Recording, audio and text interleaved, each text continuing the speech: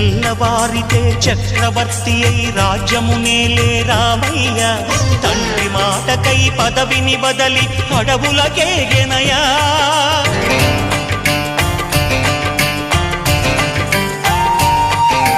మహిలో జనులను కావగ వచ్చిన మహావిష్ణు అవతారమయ్య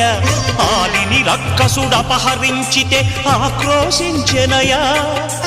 అసురుని త్రుంచి అమ్మను తెచ్చి అగ్ని పరీక్ష విధించెనయా సాగలి నిందకు సత్యము చాటగ కులసతినే విడనాడెనయ నా రాముని కష్టం లోకంలో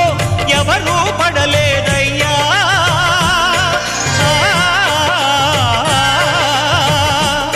నా రాముని కష్టం లోకంలో ఎవరూ పడలేదయ్యా సత్యం ధర్మం త్యాగంలో అతనికి సరిలేరయ్యా కరుణా